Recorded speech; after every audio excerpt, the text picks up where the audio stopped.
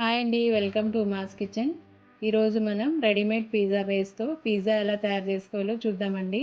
Bachelors కూడా చాలా ఈజీగా తయారు చేసుకోవచ్చండి. దీనికి ముందుగా ఒక పాన్ పెట్టుకుని అందులో 2 టేబుల్ స్పూన్లు ఆయిల్ వేసుకోవాలి.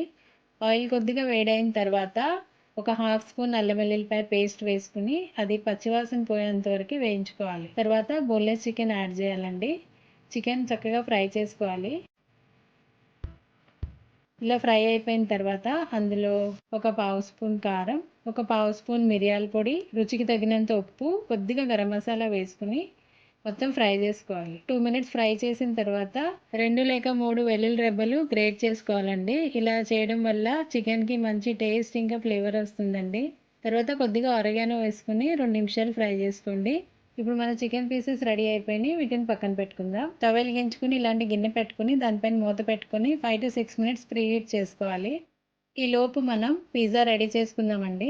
చూడండి, ఇది పిజ్జా బేస్ మనకి రెడీమేడ్ దొరుకుతుందండి మార్కెట్లో. ముందు మనం బేస్ పెట్టుకుని దానిపైన టొమాటో కెచప్ కానీ పిజ్జా సాస్ కానీ నేను మోమోస్ చట్నీ వాడుతున్నాను అండి. ఏదైనా వాడుకోవచ్చు, అంటే మనకి ఏది అవైలబుల్గా ఉంటే అది వాడుకోవచ్చు. నా దగ్గర మోమోస్ చట్నీ ఉంది, నేను అది అప్లై చేసుకుంటున్నా. ఫస్ట్ అంతా అప్లై చేయాలి. అప్లై చేసిన తర్వాత క్యాప్సికమ్ ఇంకా ఆనియన్స్ ఇలా క్యూబ్స్గా కట్ చేసుకోవాలి, బాగుంటాయి. అన్నీ ఇలా పెట్టుకోవాలి. తర్వాత చీజ్ వేసుకోవాలండి. మీకు ఎంత చీజ్ కావాలో అంత వేసుకోవచ్చు. ఇప్పుడు చూడండి, మన గిన్నె వేడి అయిపోయింది. ఇప్పుడు మధ్యలో ఇలా స్టాండ్ పెట్టుకోవాలి. స్టాండ్ పెట్టుకున్న తర్వాత పిజ్జా బేస్ డైరెక్ట్గా స్టాండ్ పైన పెట్టకండి. ఒక ప్లేట్ పెట్టుకుని అందులో పెట్టుకోవాలి. పైన కొద్దిగా ఆరిగానో వేసుకోవాలండి. మీడియం ఫ్లేమ్లో పెట్టి ఒక 5 మినిట్స్ అలా వదిలేయండి.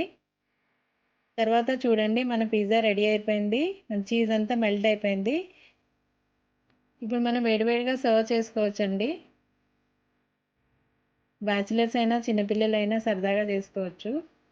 ఈ వీడియో మీకు నచ్చినట్లయితే లైక్ చేయండి, షేర్ చేయండి, సబ్స్క్రైబ్ చేసుకోండి. Thanks for watching.